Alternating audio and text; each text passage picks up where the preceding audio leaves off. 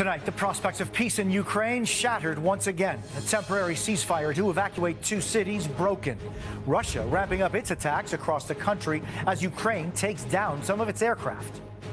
Putin's warning, the Russian president comparing sanctions to a declaration of war, while Ukraine's president calls on his countrymen to go on the offensive and appeals directly to the U.S. Congress. Defiance, the brave Ukrainians protesting in the streets in a city now controlled by Russia, even marching towards soldiers as they fire. Children fleeing for their lives, more than 500,000 and counting, were there for the emotional reunions. Late today, Visa and MasterCard shutting down their services inside Russia. Americans joining the fight. Volunteers in the U.S. preparing to travel to Ukraine and battle Russia. Was there a moment that you decided you're going to go and try to fight in Ukraine? The moment I found out you couldn't. Soaring prices at the gas pump, set to hit a new record within days. Would you be willing to pay even more to punish Russia? I would 100% be willing to pay a little bit extra.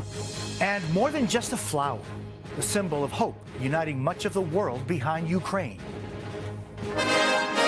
This is NBC Nightly News with Jose Diaz-Balart. Good evening. The day started with the prospect of a limited ceasefire in Ukraine, but is ending with the war and the rhetoric only escalating. President Vladimir Putin today ratcheted up his warnings to NATO and the U.S., saying if anyone creates a no-fly zone over Ukraine, they will be considered part of this conflict. The U.S. is now advising all Americans to leave Russia, while Moscow sent in this plane to evacuate its diplomats from Washington. But perhaps the most jarring development of the day happened here in the southeastern city of Mariupol, population of nearly 500,000 people, almost as many as Atlanta. It is under brutal assault by Russia. Today, a temporary ceasefire was declared, and then it was broken. We have all of this covered for you tonight, and we begin with Matt Bradley inside Ukraine. Tonight in Ukraine, peace never had a chance. Overnight, Russians and Ukrainians agreeing to a partial ceasefire, allowing civilians in the devastated city of Mariupol to flee. But just hours later, while we were preparing to leave, the Russians started shelling the evacuation corridor, said the mayor. There was no ceasefire. Russia said it was the Ukrainians who broke the deal. Ukrainian President Zelensky calling his citizens to go on the offensive. This woman's 18-month-old son was killed yesterday. The doctors couldn't save him, she wailed, asking over and over again, why? People in this town have suffered days without heat, water, and electricity, and face devastating Russian bombardment on civilian targets, according to Ukraine, a charge Russia denies. Outgunned and outmanned, the Ukrainians are still fighting 10 days into Russia's invasion, taking down a Russian helicopter and shooting down a Russian jet north of Kyiv, killing one of its pilots. Russia's sprawling 40-mile convoy of armored vehicles failing to advance, still stalled outside Kyiv for nearly a week, as civilians in the capital overcome obstacles like this destroyed bridge to get to safety. Zelensky admonishing NATO for not implementing a flight ban. Starting from today, everyone who dies will die because of you as well, he said, because of your weakness, because of your disunity. U.S. Secretary of State Antony Blinken warning a no-fly zone could put NATO forces in direct conflict with Russia. But Russia's president is doubling down, telling flight attendants for the state airline that a no-fly zone and Western sanctions are a declaration of war. Any move in that direction will be considered by us as participation of that country in the military action, he said. Ukraine must be demilitarized and denazified, he said. That's the only message most Russians will hear about Putin's war. A harsh new media law comes into effect today, imposing a 15-year punishment on whoever spreads so-called fake news about the invasion. Independent media outlets are closing and being shut down. Staff at the Russian network TV Rain walked off set in unison during their last broadcast, leaving viewers old footage of Swan Lake, what the Soviet Union used to broadcast during times of strife. A chilling reminder of how Putin's new Russia is looking more like the old. And Matt Bradley joins us tonight from Rivne. There is concern, Matt, about another nuclear plant tonight. That's right, Jose. After that close call with a nuclear power plant on Thursday night, President Zelensky warned U.S. lawmakers the Russians are now closing in on yet another nuclear power plant, this one a little further to the west. Jose? Matt Bradley in Ukraine, thank you. If Mariupol was the focus of Russia's attacks today, some 250 miles to the west in Kherson, defiance by Ukrainians. The city of about 290,000 was the first to fall to Russia and is now under its control. But the people there risked their lives today to take to the streets. Aaron McLaughlin has more from inside Ukraine. In Kherson, Ukraine, defiance. Residents woke up under Russian occupation and took to the streets. Go home. There's no vodka here, this man says. Remember, Kherson is Ukraine. They first gathered by the hundreds, and as word spread, thousands, lashing out against the Russian occupiers. Then gunshots. Russian troops firing into the air. This woman, draped in her country's colors, stands firm. We are not afraid. We are together, she says. Similar scenes in the nearby town of Melitopol, also now occupied by Russian forces. A crowd of angry people bearing down on armed Russian troops. Earlier this week in Kherson, the Russian military invaded this port city, soon overwhelming Ukrainian forces. From the outset, the people resisted, covertly filming from their windows, even going toe-to-toe with a Russian soldier. You are occupiers, you are fascists, she says. The city's new rules posted on the mayor's Facebook, including a strict curfew, a maximum of 2 people allowed on the streets together at any time. We are not following the Russian instructions properly. We are a free people, even under an invasion. Fearing Russian reprisal, this Kherson resident only wants to be known as Jimmy. Protecting the building. He says he's dedicated to documenting the occupation, covertly filming what's happening in the streets. You're the first city to fall to Russian forces in Ukraine. What example are you setting? We have no other way to escape the situation. We can't evacuate. We are fighting from within, with our bare hands, with no weapon, with phones in our hands, and with our flags. In Kherson and elsewhere, Russian firepower being confronted by the Ukrainian spirit. Aaron McLaughlin, NBC News, Lviv, Ukraine. As the Russian onslaught intensifies, more Ukrainians are fleeing for their lives. This week, we've shown you their desperate race to get to trains and out of places like Kyiv. Many are now arriving across the border in Poland. An overwhelming number of them are children. Kelly Kobiella is there. Tonight, thousands more children are far from home, fleeing by train, bus, on foot. Some too young to understand, leaving fathers and grandfathers behind. More than 600,000 children already displaced by war. Oksana's 14-year-old son was living with family in Ukraine while she worked in Poland. The family now reunited. It was really bad there, her son says. Everyone wants to get their child out if they can, Oksana tells me. U.S. Secretary of State Antony Blinken visited the Polish-Ukrainian border today, meeting with refugees at an abandoned shopping mall now turned refugee center. The number of mothers and children in shelters now skyrocketing. I'm really grateful to be in Poland, Ludmila tells me, because my children can be children a little while longer. Across Ukraine's border, a vast volunteer army is providing food and comfort, handing out toys in Poland, throwing a surprise birthday party for a 6-year-old refugee in Romania, and helping more than 100 orphans flee Ukraine through Moldova, all of them now safe in Germany. Refugees often exhausted and traumatized by what they left behind. I heard pistols firing and explosions, 11-year-old Christina told me. I was really scared, and in the morning my mom said, please pack, we have to leave. In Ukraine, the first shipment of aid from UNICEF finally getting through, medical supplies and first aid kits, with 17,000 blankets on the way. On the border, there's no end to the flow of refugees. Already more than 1.4 million escaping the war zone. And for many here, it's hard to think about the future. So what will you do long term?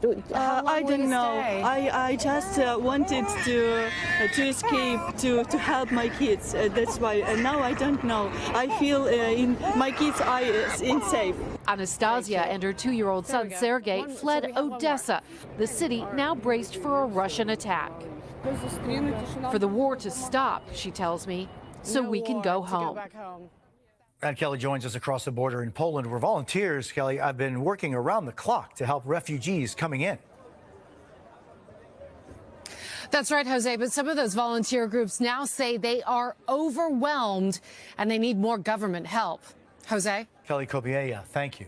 Today, Ukraine's President Zelensky used a video call to make a direct appeal to the U.S. Congress for more aid. Senior White House correspondent Kelly O'Donnell joins me with more about this unusual meeting. Well, Jose, it was about 300 lawmakers from the Senate and House who dialed in, and sources I spoke to called President Zelensky's account gripping and powerful as he described attacks on civilians. Lawmakers posted images taken during the video call as Zelensky asked for help to secure the skies, including aircraft that Ukrainian pilots are trained to fly. So that means MiGs, which Poland has and the U.S. could help to negotiate. Zelensky urged the U.S. to stop buying Russian oil and to block the use of Visa and MasterCard in Russia. And late today, both companies announced they are suspending service there. After nearly an hour, dozens of lawmakers unmuted, speaking up together to promise more help. And the White House has urged them to approve another $10 billion in aid. Jose? Kelly O'Donnell at the White House, thank you. If the U.S. and allies were to stop buying Russian oil and gas, as President Zelensky is requesting, prices would go up, but they're already nearing record highs. So would you be willing to pay more at the pump to punish Russia? Gotti Schwartz has more. At gas stations across the country, prices are shooting up higher and faster than they have in more than a decade. Breaking records in California, $5, $6, premium as high as a jaw-dropping $7.55. Sticker shock. Wonder what's next. You know, if it's going to be 7 now, it's going to be 9 pretty soon. The national average now hovering just under $4 a gallon. The spike part of a global ripple effect stemming from war, with a price hike every single day since Russian forces invaded Ukraine, up a total of 38 cents here in the U.S., expected to go even higher as energy giants turn their backs on Russian oil. How much higher can prices go here? Well, I think it's certainly within the realm of possibility that here very quickly in the next 72 hours, we could see the national average breaking its all-time record high. So far, U.S. sanctions have carefully avoided directly targeting Russian crude oil exports, fearing a global energy crunch. But in Washington, there are calls for a full embargo, backed by a recent poll that found 80% of Americans support an all-out ban on Russian oil. Are you willing to pay more for gas if it meant more restrictions on Russia? Personally, yeah, I probably would, honestly. I feel like it's just a little price that I need to pay. I would rather support Ukraine in whatever we can. If that means gas prices hike up, I would pay it. Experts say whatever the outcome, expect to see higher prices well beyond the pump. Anything that touches a truck, commerce, deliveries, groceries, lumber, going to the store, anything that is being shipped via semi-truck is eventually going to get hit. Gotti, just look at those prices behind you. How much could this end up costing families here in the U.S.? Yeah, Jose, just seeing these prices is mind-boggling, and hopefully people will be able to find cheaper prices. But experts say the way things are going, the average American family may be spending $1,000 more in gas than they did last year. Jose? Gotti Schwartz in Los Angeles, thank you. When we come back, Americans are risking it all and volunteering to go fight for Ukraine. We'll talk to some. Also, the skyrocketing costs of spring getaways. What you need to know before booking that trip. President Joe Biden has repeatedly said that American troops will not be involved in the war in Ukraine, but that hasn't stopped some American civilians, as many as 3,000 by one estimate, from volunteering to fight Russia. Emily Ikeda spoke with a few of them. As war-torn Ukraine is shelled and bombed, the country's desperate call for volunteer fighters grows louder. Among those willing to march in, Americans. Has it sunk in the seriousness? Like New Jersey carpenter Andrew Bennett. Was there a moment that you decided you're going to go and try to fight in Ukraine, help Ukraine? Yeah, the moment I found out you could. Have you thought about what would happen if you were to get injured? I guess I'll figure it out when I get there. With no backup or safety net from the U.S. government, the risks are enormous. Nevertheless, he is ready and willing to be part of the bravest armed forces and join the International Legion of Territorial like I would pay it. Experts say whatever the outcome, expect to see higher prices well beyond the pump. Anything that touches a truck, commerce, deliveries, groceries, lumber, going to the store, anything that is being shipped via semi-truck is eventually going to get hit. Gotti, just look at those prices behind you. How much could this end up costing families here in the U.S.? Yeah, Jose, just seeing these prices is mind-boggling, and hopefully people will be able to find cheaper prices. But experts say the way things are going, the average American family may be spending $1,000 more in gas than they did last year. Jose? Gotti Schwartz in Los Angeles, thank you. When we come back, Americans are risking it all and volunteering to go fight for Ukraine. We'll talk to some. Also, the skyrocketing costs of spring getaways. What you need to know before booking that trip. President Joe Biden has repeatedly said that American troops will not be involved in the war in Ukraine, but that hasn't stopped some American civilians, as many as 3,000 by one estimate, from volunteering to fight Russia.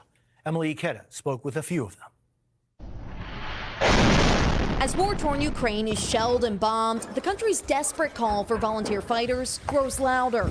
Among those willing to march in, Americans. Has it sunk in the seriousness? Like New Jersey carpenter Andrew Bennett. Was there a moment that you decided you're going to go and try to fight in Ukraine, help Ukraine? Yeah, the moment I found out you could. Have you thought about what would happen if you were to get injured? I guess I'll figure it out when I get there. With no backup or safety net from the U.S. government, the risks are enormous. Nevertheless, he is ready and willing to be part of the bravest armed forces and join the International Legion of Territorial Defense, which has ballooned to 16,000 volunteers from across the globe, says President Zelensky. They arrived to defend freedom, defend life, he added. We were there as Bennett began his paperwork at the Ukrainian consulate in New York, the form advising people to be fully self-equipped with uniform, personal protection, and an explicit reminder it's on a voluntary basis. The form also asks applicants to specify your job, military combat experience. Volunteers could be chosen to go at any time and at their own expense. Bennett's hoping his willingness to learn will be enough. So why now? I'm not married, I have no kids.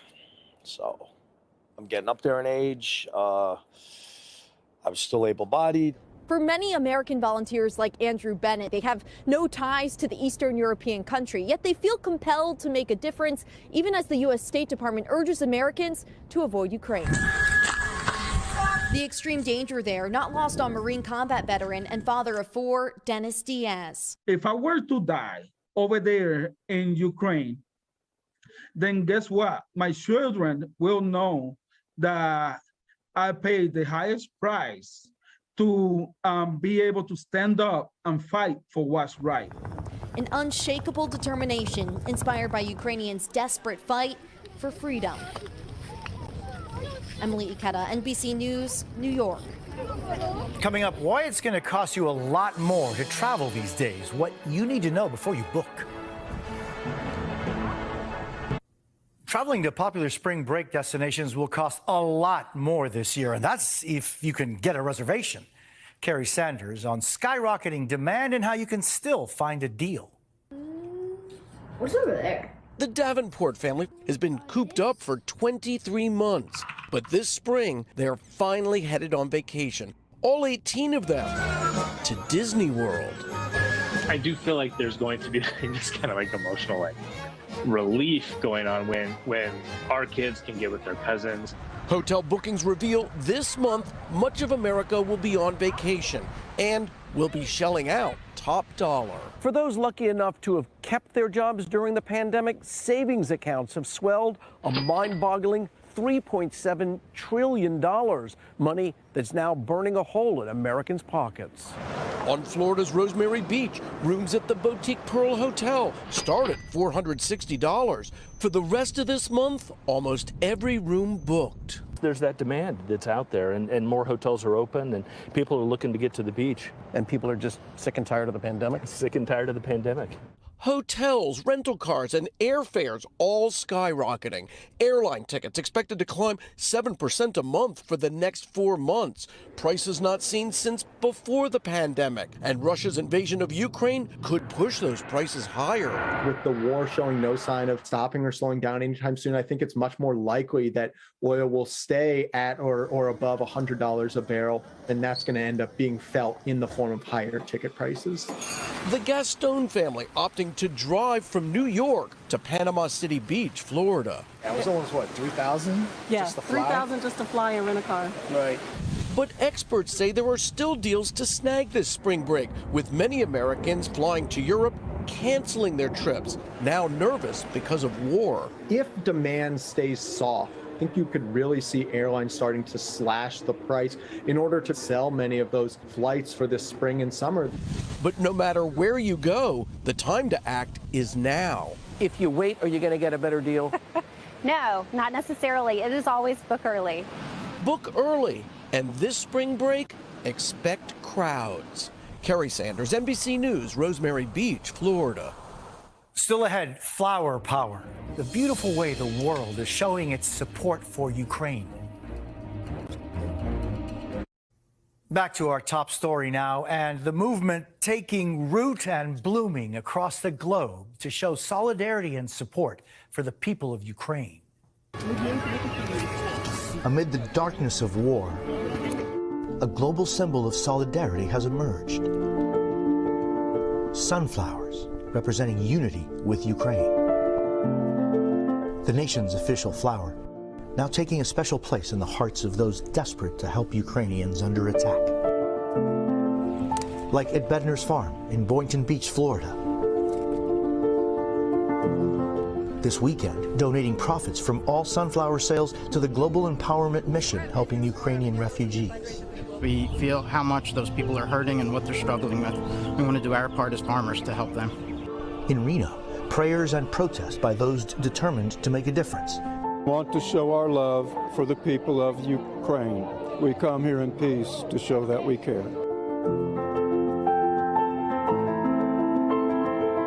The movement sowing support in Virginia with free seed packets at Beaver Dam Sunflower Farm. Just one little step to say, hey, you know, we're thinking of you. We're kind of in this together. Together across oceans, too. Crowds threading sunflowers through barriers at the Russian embassy in London. A silent plea for peace. Worldwide, they're also a sign of hope on social media. So many posting pictures and heartfelt messages echoing across the internet, like sunflowers in support of Ukraine and praying for peace. The flowers, a source of comfort. It's in the artwork students made for their Ukrainian teacher at a Missouri school. We're trying to show her that we love and support her. Across the miles, signs of strength and loyalty to let Ukrainians near and far know they are not alone. I think every single sunflower in my school represents love and support. It was a shower of sunflowers. It was a shower of love. That's NBC Nightly News for this Saturday. I'm Jose Diaz-Balart reporting from New York. Thank you for the privilege of your time, and good night.